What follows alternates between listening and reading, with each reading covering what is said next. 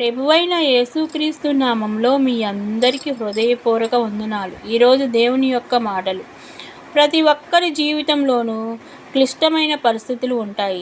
అది అనారోగ్యమైన, అప్పులైన, చేస్తున్న పనిలో నష్టమైన, కుటుంబ సమస్యలైన, మానసిక ఒత్తిడైన, ఇలా ఏమైనా కావచ్చు.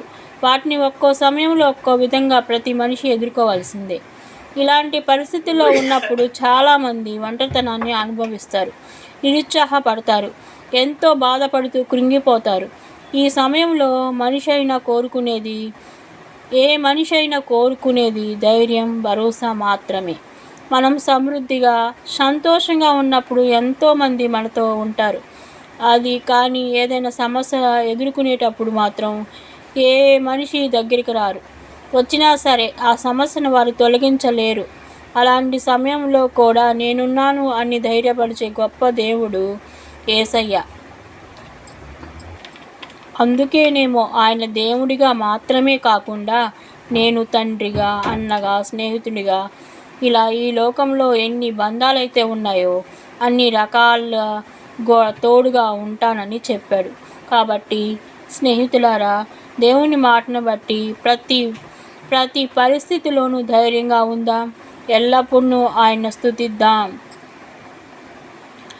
మిమ్ములను అనాథలుగా విడువను, మీ వద్దకు వత్తును, నిన్ను విడువను, నిన్ను ఎడబాయను.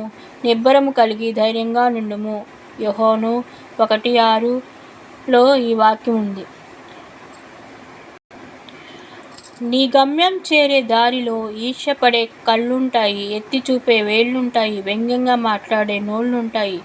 బెదిరావో నీ గమ్యం చేరలేవు, సాగిపోవు. నిరంతరం పరిస్థితులు ఎప్పుడు స్థిరం కాదు, కష్టం ఎప్పుడు వృధాగా పోదు, సాగిపో. మనిషికి గాయమైతే డాక్టర్ వైద్యం చేయాలి, మరి మనసుకు గాయమైతే గాయపరిచే వారే నయం చేయాలి, లేదా మన యేసయ్యే గాయాలను మాన్పేది. ఆమేన్, హల్లెలూయా. ప్రతిరోజు కూడా ఉదయం మనం ప్రార్థనతో మన జీవితాన్ని ప్రారంభిస్తే మనసు తేలిగ్గా మారుతుంది. మనకున్న చిన్న చిన్న వరాలే నిజమైన సంపద అని అర్థమవుతుంది.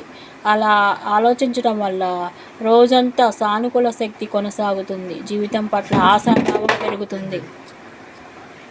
డబ్బు ఎంత ఉన్నది అన్నదానికంటే మనసులో ఎంత తృప్తి ఉన్నదన్నదే ముఖ్యం. ప్రభు పేట మీ అందరికీ వందనాలు, శుభాలు, దైవాశీస్సులు.